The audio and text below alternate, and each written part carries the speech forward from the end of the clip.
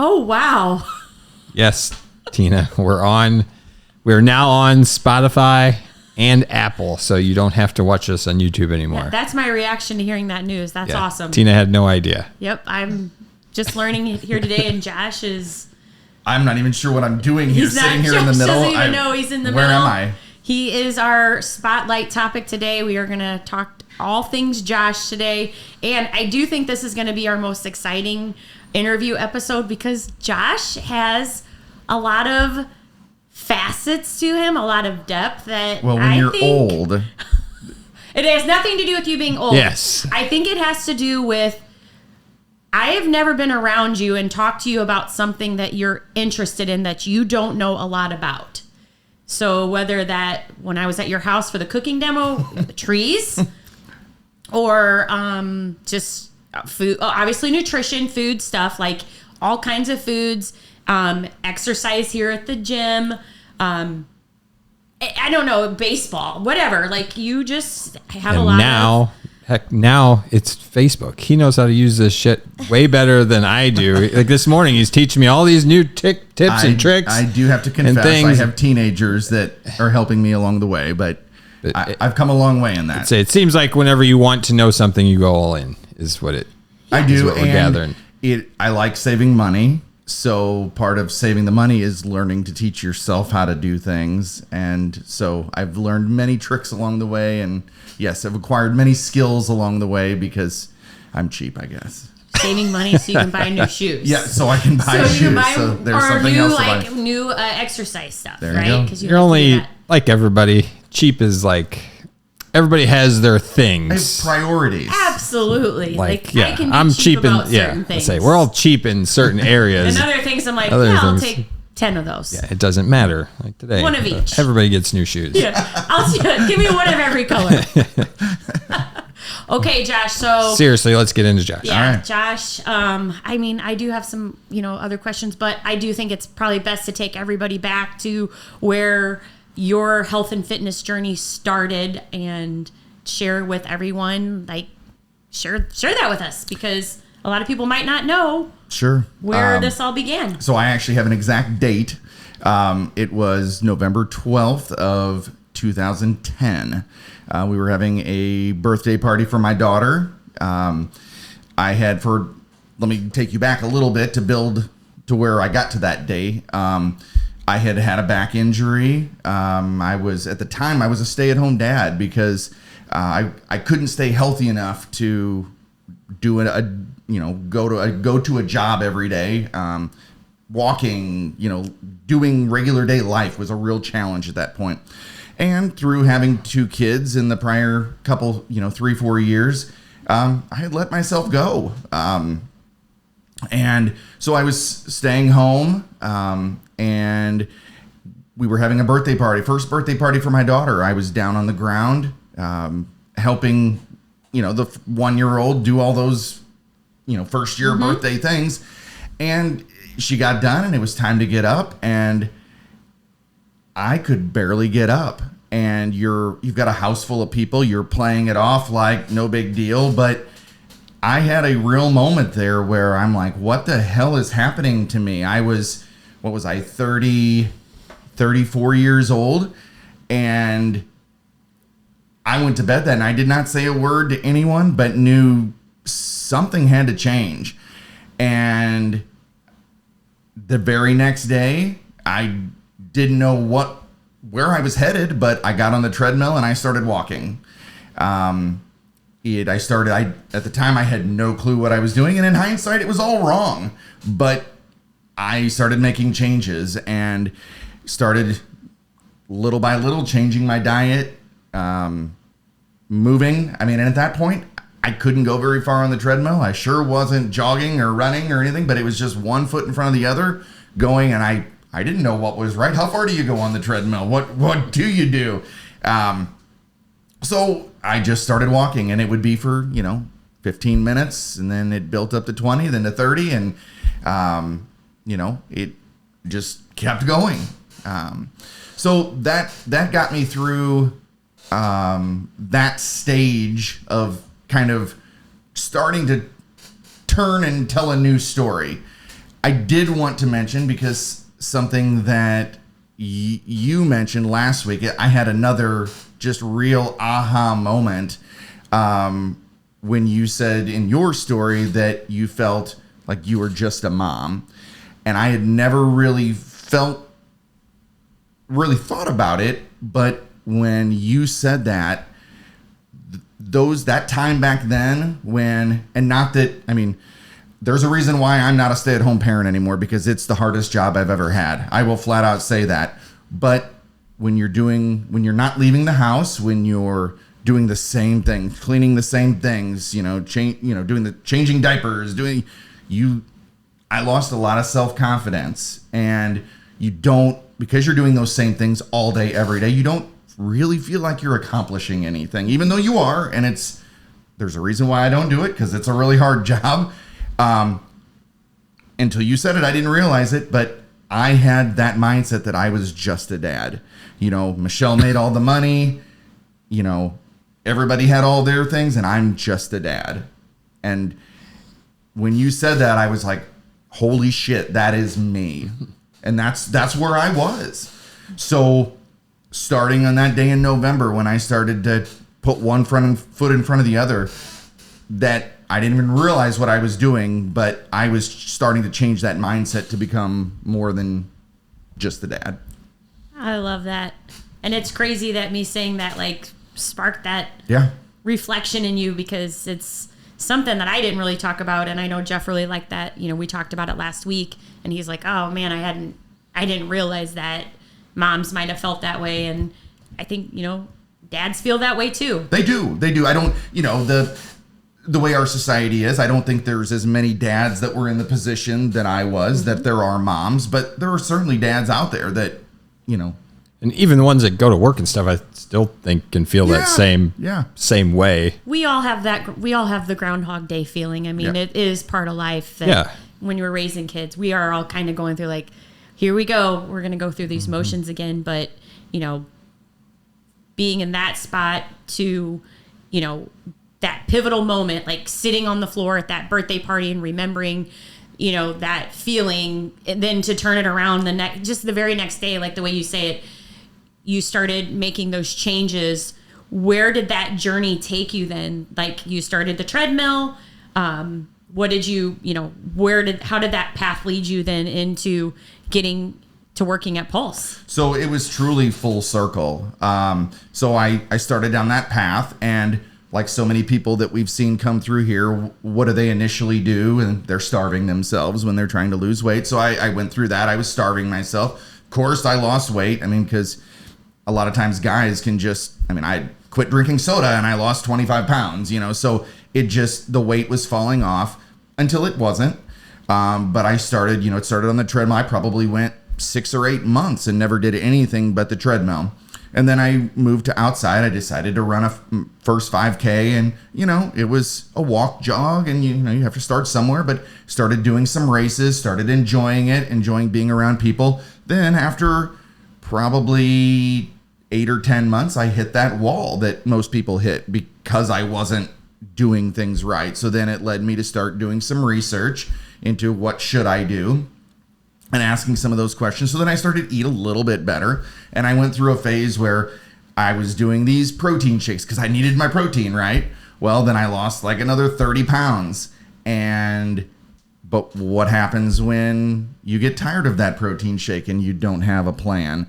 So I stopped the protein shake and gained 20 pounds back because I didn't have a plan. So then that led me to get deeper. And fortunately, one of my skills that I've picked up over the years is I like being in the kitchen and I like cooking. So I started, Michelle and I together started working on, if we can make this dish and we're frying it, can we make this dish and make it healthier? So then we started adapting the way we're cooking to just a healthier lifestyle. And a big part of that was trying to show the kids that, we could live a healthier life, and having better choices in the house, mixing in more fruits and vegetables. It just sort of organically transitioned into having better options in the house. it eventually, what was that, in 2011, I guess. And I have when I went to college, I went to college to be an athletic trainer. So I had a history in health and kinesiology, and that's where my college studies were. I hadn't used it in years. But as I got back into exercise and fitness, that passion started to fuel again of, I like muscles. I like moving my body. I was into this, 15 years prior at the time from college. So, and at this point I had started, I was running almost every day. I was doing gym workouts. I was, my whole life outside of taking care of the kids still at the time was health and fitness. And Michelle said, you're spending all of this time, you should get paid to do it. Why don't you become a personal trainer? So I went and got certified. The next day. Just kidding. It was, I don't remember how the timing all worked out, but she was, because she's been pregnant several times, she was pregnant.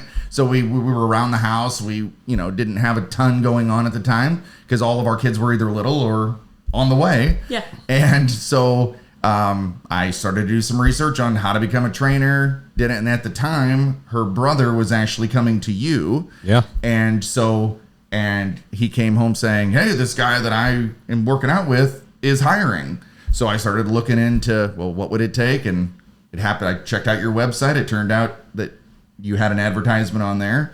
And at the time I hadn't even contacted you. It just said looking for a certified trainer. So I got certified. And once I was certified, then I called Jeff and we had a interview and he said, let's give it a try. So that was... Here we are. 12, 13 years later. Yeah.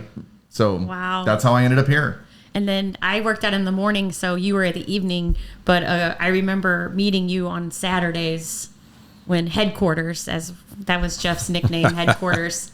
We'd be like, well, what are we supposed to do here? And Josh would be like, well, headquarters didn't tell me, so we're going to do whatever we want. So we always liked when headquarters didn't leave instructions. Yeah. So, didn't need to leave instructions. Josh is smart enough; he can figure shit out on his own. And maybe you just forgot. Yeah, or that too, but he just assumed there was a fire extinguisher in the cabinet, and if something's on fire, Josh will put it out. Yeah. So it's not just gonna walk out with the place burning down. So, sorry, Jeff, I'm taking all the questions. Oh, go for it. Fire away. And I'll let you fill in later. Yeah. Nutrition. Okay, so I may have told people a lie, so I need to find out. Did you go to culinary school or?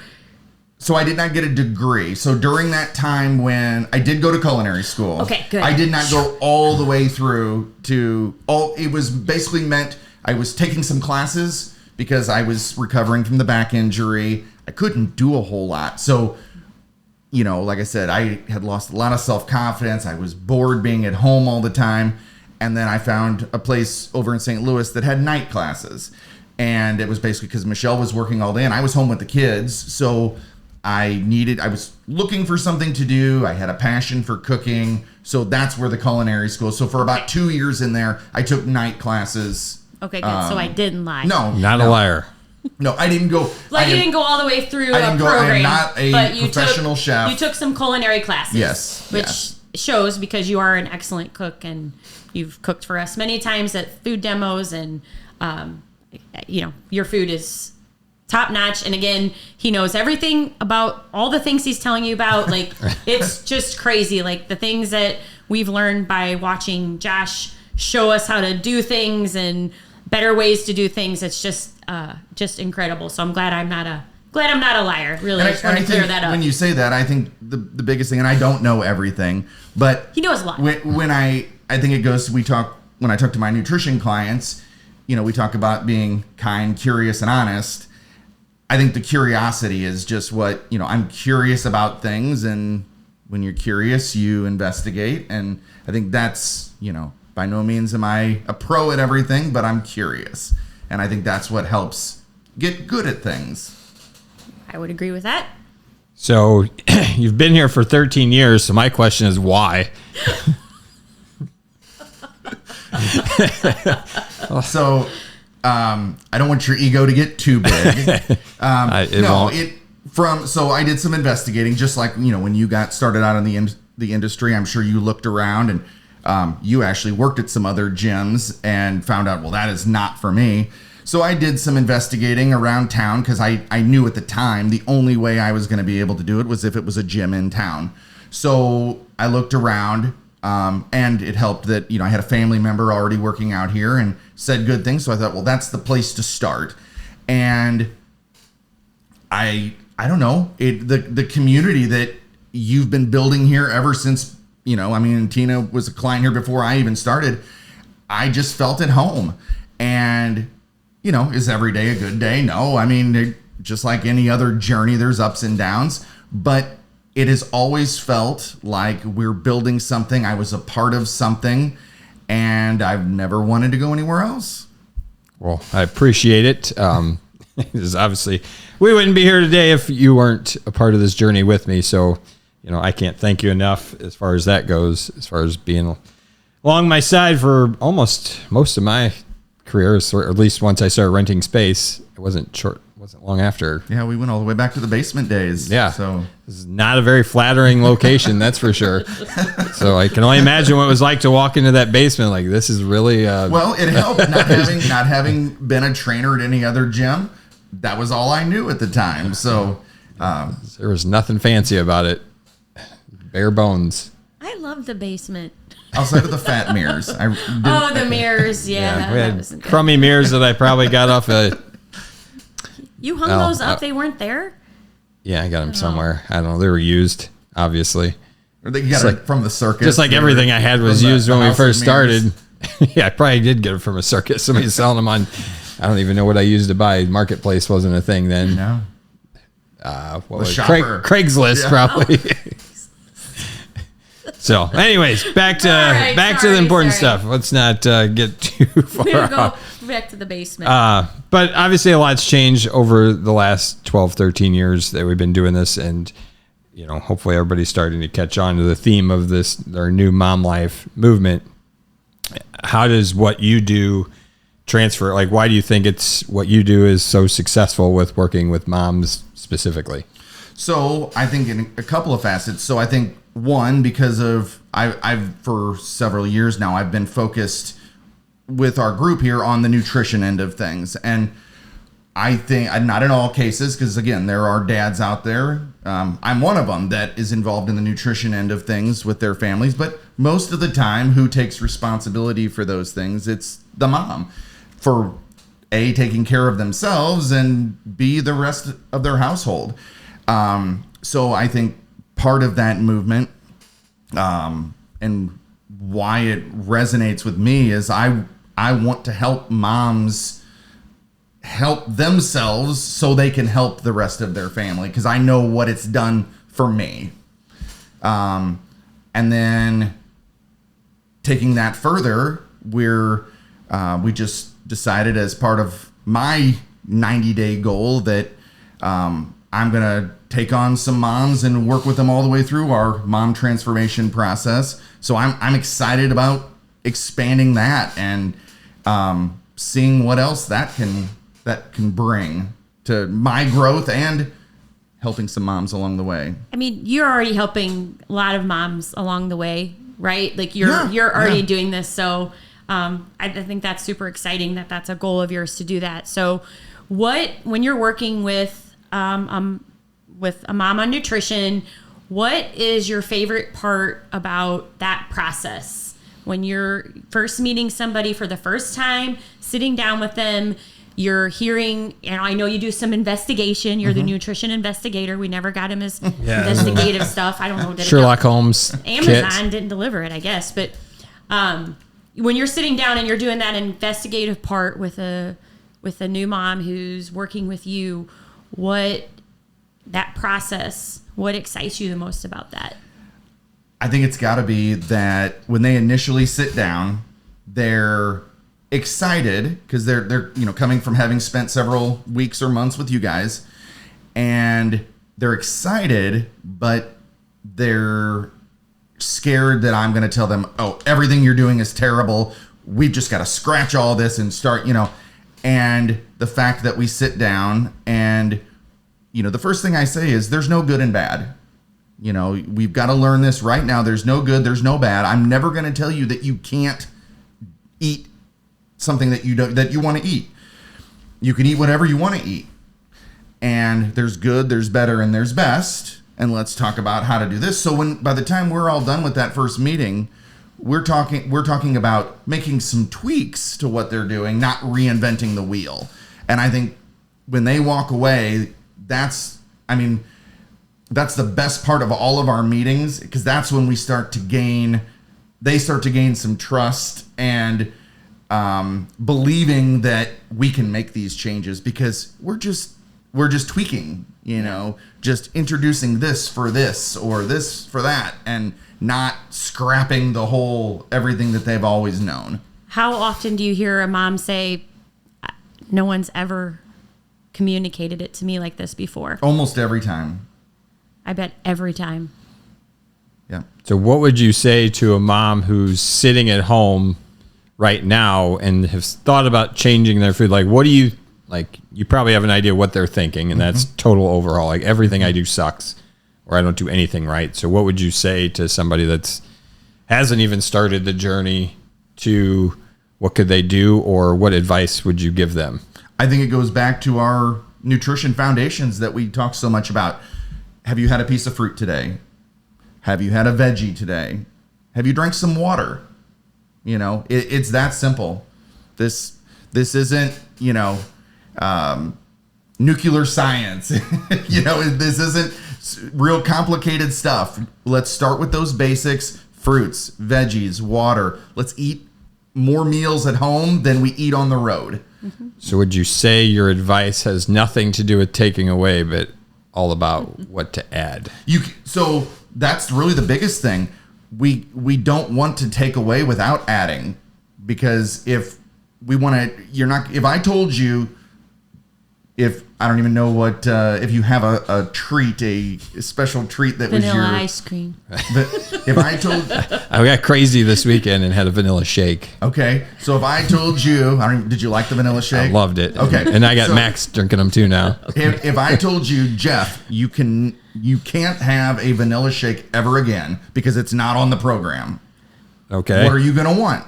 I want that vanilla shake. Right. All the I gotta get time. my last one ever. You're gonna dream Right. about Yeah. it. You're gonna think about it. So we're going to talk about ways that we can have a vanilla shake from time to time, but maybe we don't have them every day, because that's hard to get the results that we want to get by having a vanilla shake every day. But what kind of positive things can we replace that vanilla shake that might satisfy that urge of that vanilla shake, that still give us positive benefits, and then mix in the vanilla shakes from time to time when we really want them, when we really want to say yes to that shake, and Okay. have the right reasons for having that shake. Yeah, I had the right reasons. I was on vacation. Yeah, and that's good. But doing it without guilt, Yeah. it truly enjoying, because if we're having that shake every day because we're depressed or we're guilting, do we really enjoy it? So learning that, let's have that shake from time to time and truly enjoy it. Yeah. Is that one more of the psychological things that moms deal with, is that guilt of, I said yes, but now I feel super guilty about it. Like, how often are you working with people on that? And Every day. I mean, Tina as a mom can speak to that. I mean, whether it's yourself or your kids, or even when Bill comes home and there's no grapes. I mean, there's guilt, right? It's actually better if I do have the grapes there, so he's not guilty about the other junk he's grabbing. So I There you really go. do need to have the grapes there. Yeah. It's kind of important. But yeah, like, so when people are saying yes, that whole guilt of, well, I said yes, and then now it just comes with this burden of, oh, now I feel even worse about myself, opposed to knowing when to have it. And then, Yep. yeah, I was pretty guilt-free on vacation. Yeah, and it should be. That's Yeah. the way vacation should be. But then you didn't come back yesterday and No, Go get now a if vanilla I shake. had a vanilla shake for lunch on Tuesday, that would be where the guilt would come in, and I'd start to feel like, why am I having this? But I know to ask those questions to myself. Like, I've trained myself. What in the world are you doing with this thing in your hand on a Tuesday? It's out of the norm, but That's a whole nother topic. We can write that one down. So yeah, we'll a lot write of that times book. I hear you talking to clients and you always say forward is forward. Like I've heard you say that a lot. Yep. With clients. Give us an example of what that looks like when you're working with somebody.